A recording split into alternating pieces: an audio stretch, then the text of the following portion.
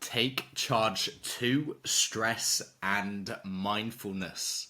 So what is stress? Well, stress is the intricate interplay between the mind and the body's response to real or perceived threats, events, or even changes in environment.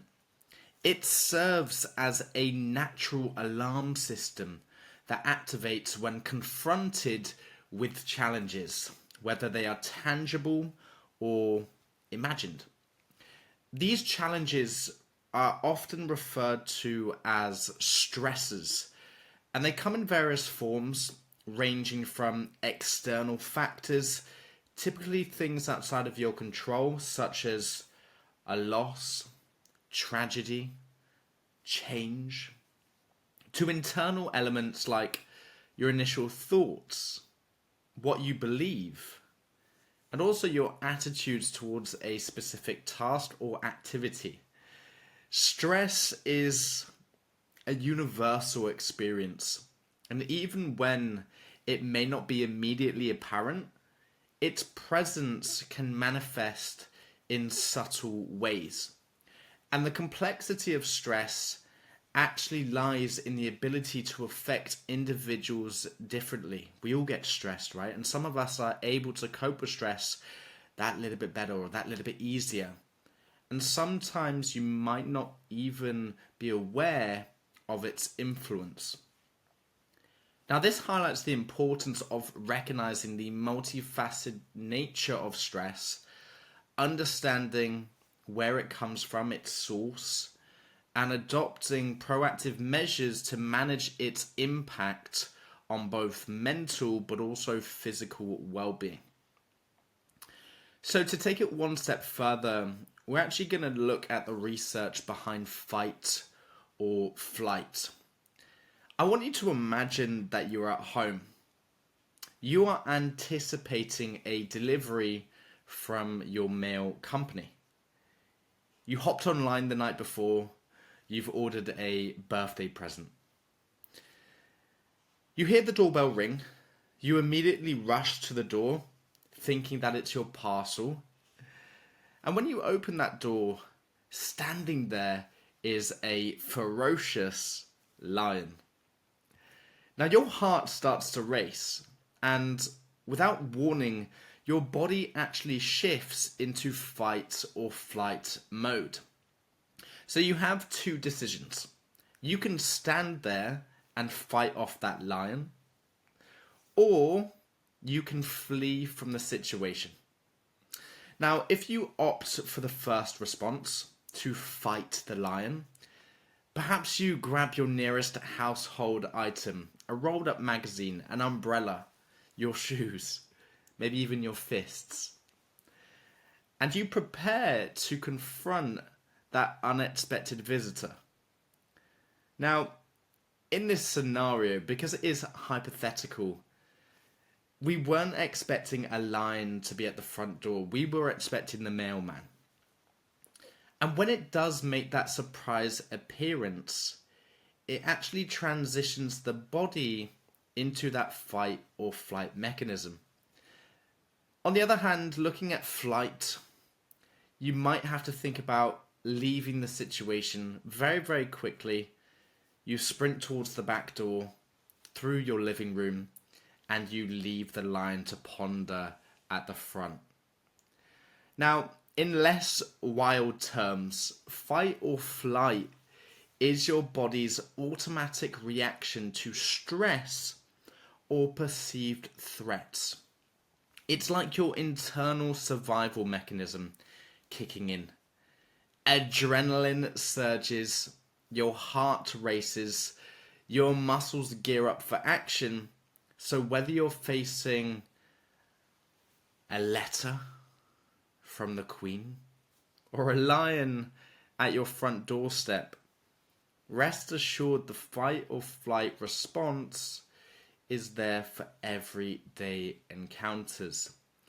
And this is something that's been intact over the last hundreds of thousands of years when we were cavemen and cavewomen. Our basic instinct was to survive, and based on that evolutionary mechanism, we have adapted in today's society as mankind. Now, as rare as it might be to have a lion at your front doorstep, another example of how fight or flight might take place is you go shopping. You're walking around your local town and there's a zebra or a zebra crossing, depending on how you want to pronounce it. You see a car in the corner of your eye come zooming round and it doesn't look like it's going to stop. And you are already midway on that crossing. Now the car gets closer and closer to the point at which you actually throw yourself out of the way of that car. That internal built mechanism has helped you to survive that crash. And we are wired to make sure that our brain and our body are safe. And we differentiate between different types of system, whether it's fight or flight, or in biological terms, the parasympathetic and the sympathetic nervous system. Parasympathetic is rest and digest. You're at home, you're having some lovely food, your body's digesting it, it's packing it up into glucose and it's shuttling into your cells. Sympathetic, on the other hand, is activating fight or flight. Now, to take it one step further, we actually do need to compare the effect stress has, whether it's acute or chronic, because they are two distinct forms of the body's response to stresses. They do have different implications for various physiological symptoms. Now, acute stress is the immediate short-term reaction to a perceived threat, while chronic stress is ongoing.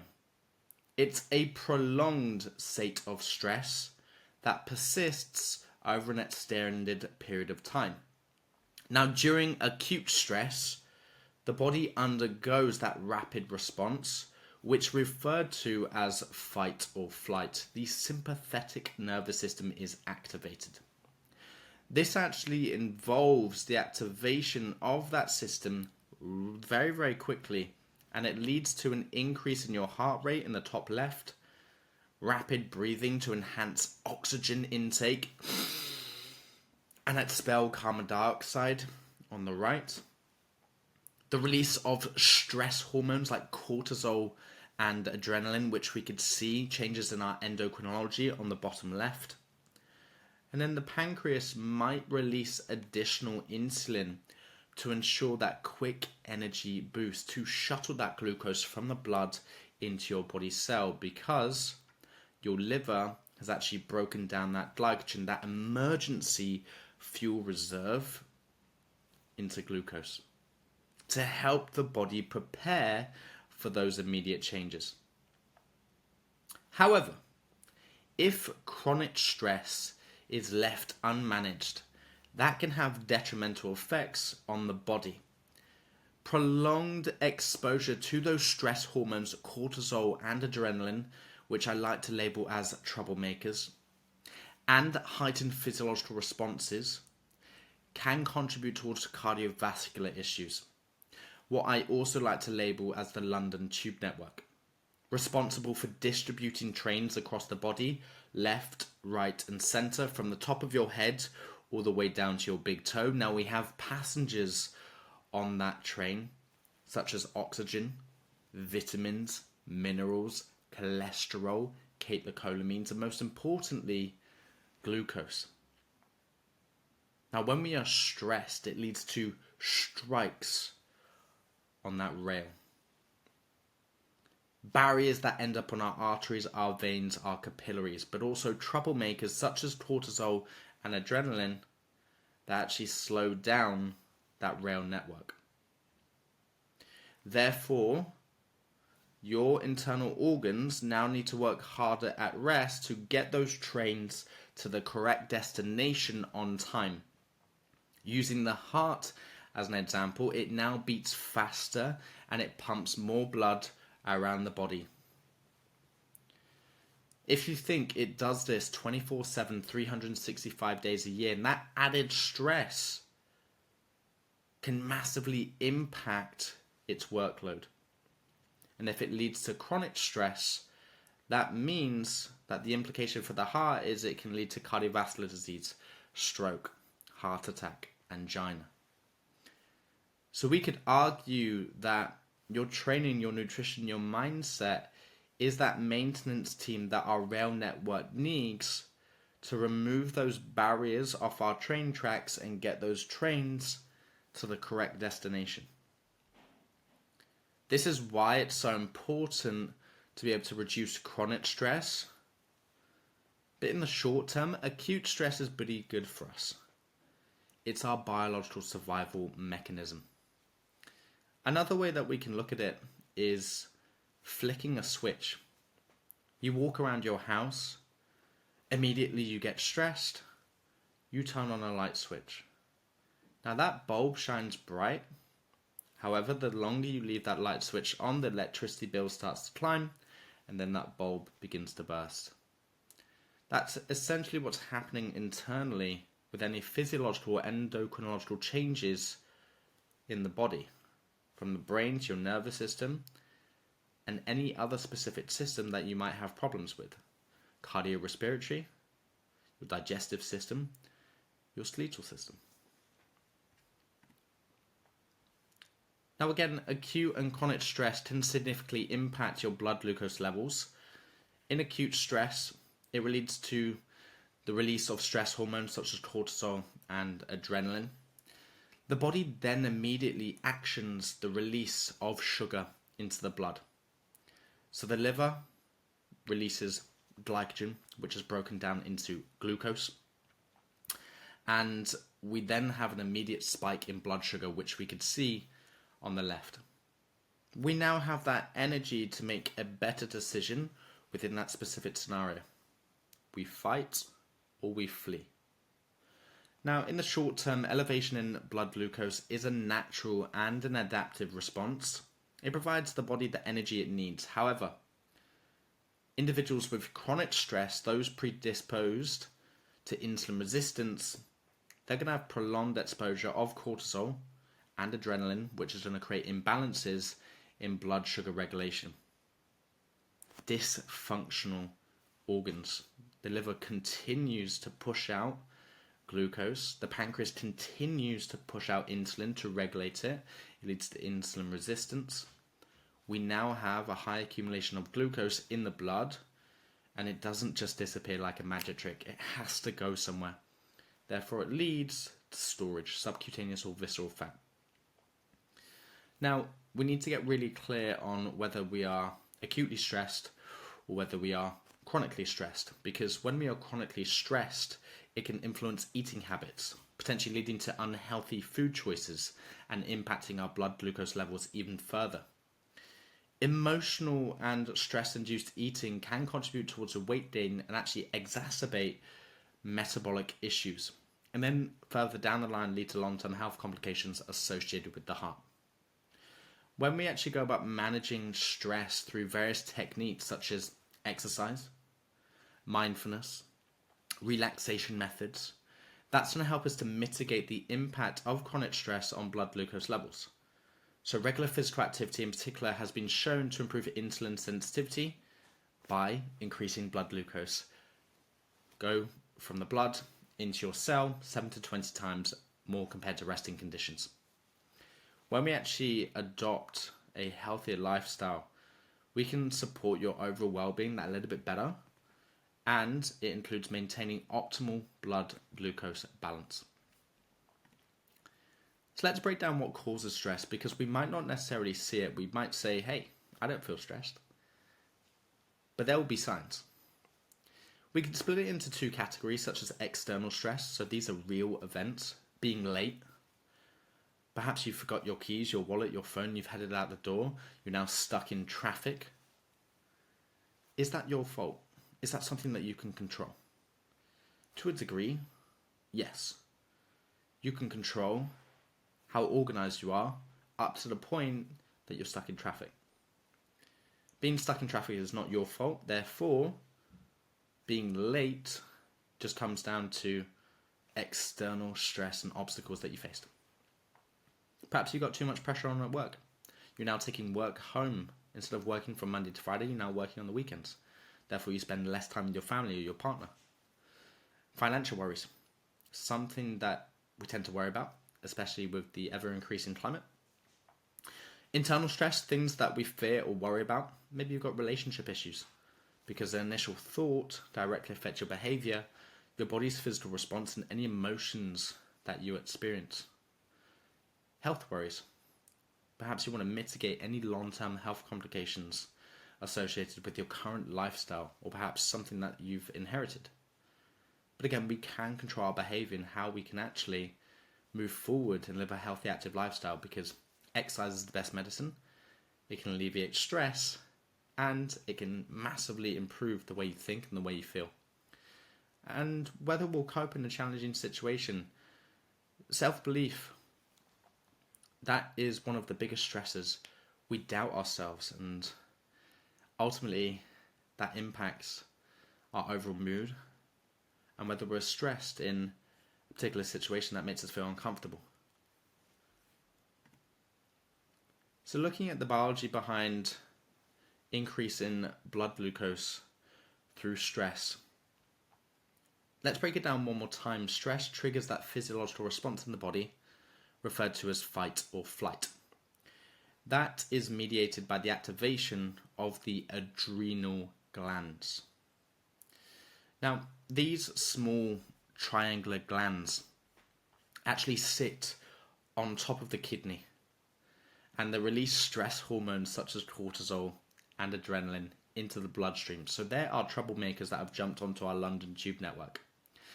Now, in times of stress, these hormones actually prepare the body for immediate action. So in the short term, they're pretty good for us. However, adrenaline increases our heart rate, it elevates our blood pressure, and it boosts energy supplies, while cortisol helps to regulate the body's metabolism and manage the use of carbohydrates and fats and proteins for energy.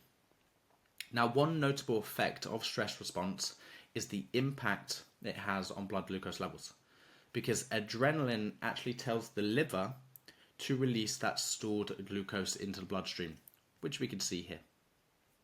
It provides that rapid energy source for the body's heightened state of alertness during stressful situations. So while this mechanism is essential for coping with immediate threats, if we leave that light switch on, chronic stress can lead to prolonged elevated blood glucose levels, and it contributes towards insulin resistance.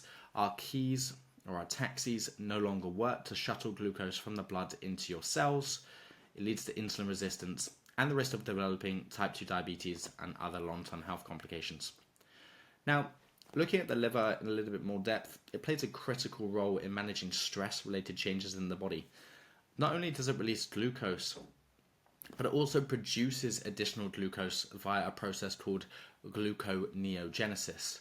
So that's where we break down proteins and fats, and it ensures a sustained supply of energy during prolonged periods of stress.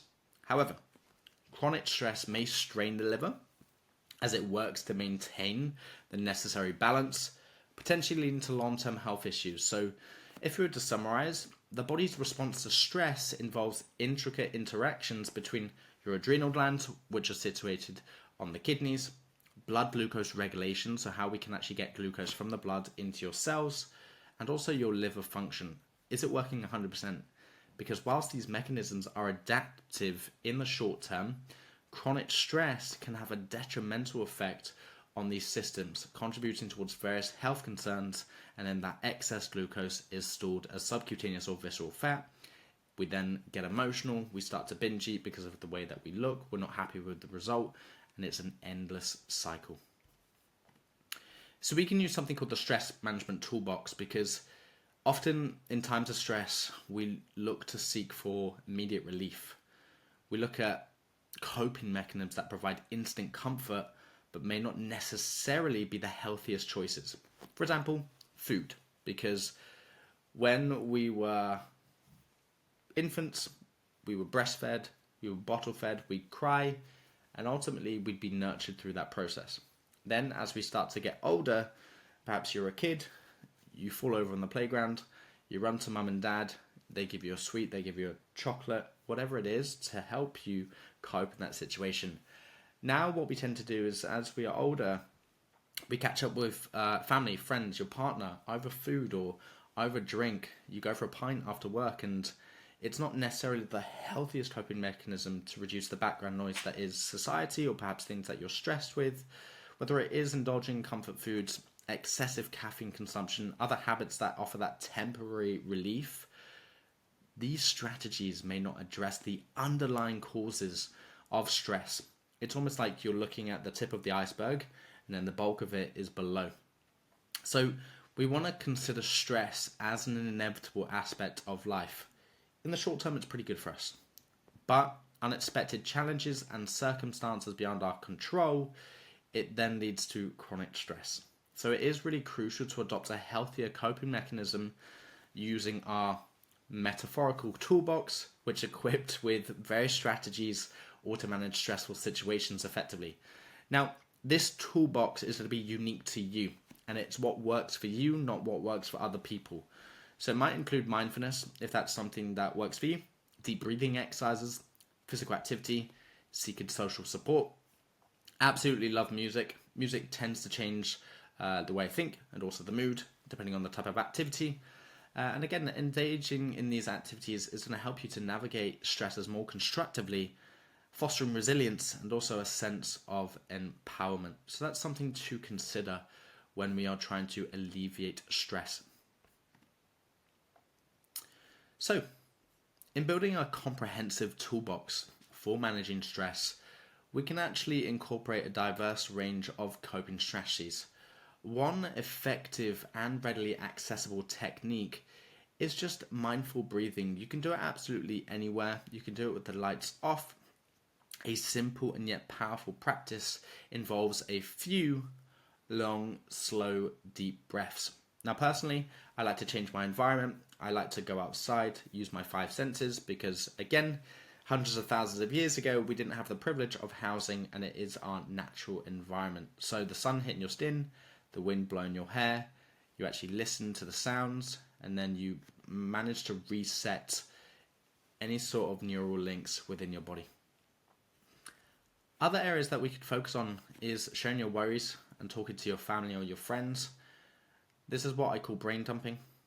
And when we extract some of our initial thoughts or worries and we put them to notepad and pen, it can massively alleviate stress.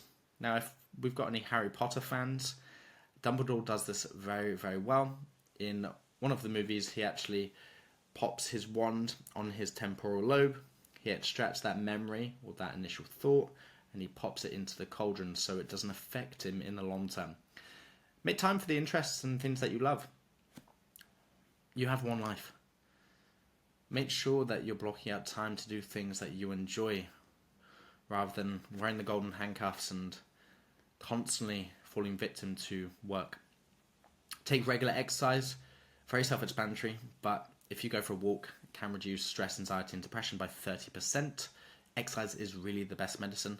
As much as you might feel tired, lethargic, fatigued right now in that initial moment, I can almost guarantee that when you complete a workout or when you go for a walk, when you come back, if you ask absolutely anybody that has done that, they're going to say they feel 10 times better. They're never going to come back and say, I feel worse. Try it.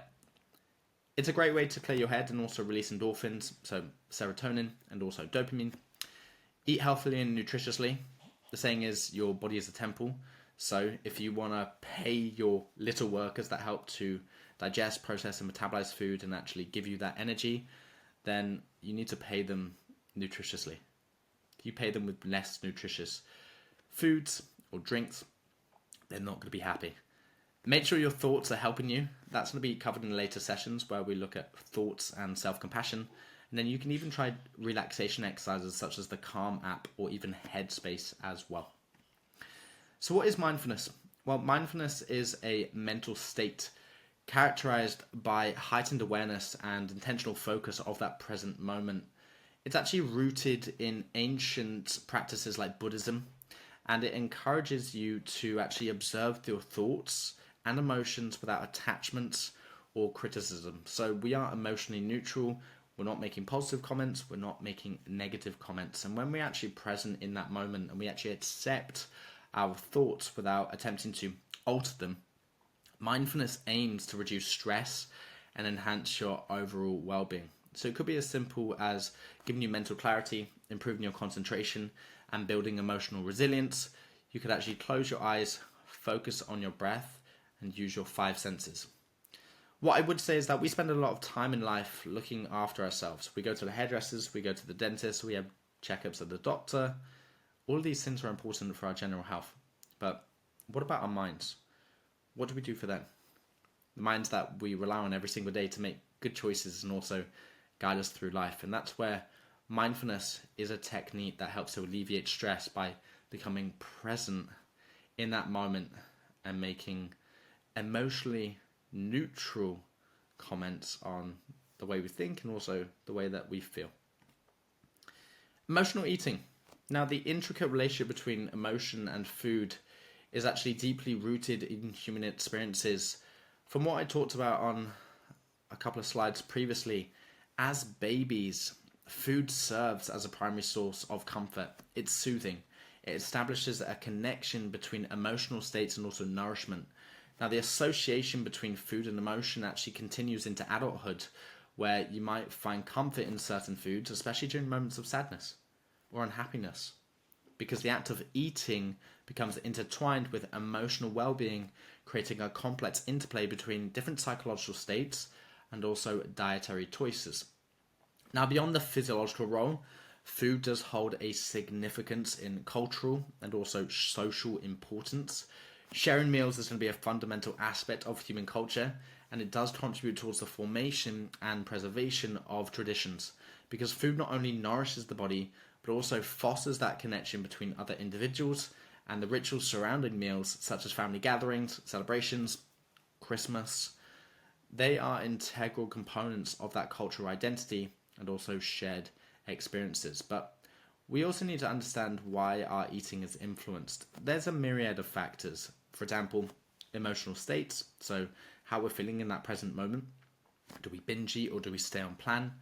Social context, so perhaps it's a birthday, wedding, Christmas.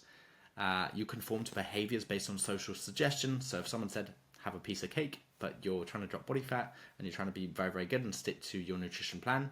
And then we've also got cultural influences as well, because food choices may be driven by desire or comfort, pleasure, alongside cultural factors. So this shift, I hope, highlights the complex interconnection between emotions and dietary habits.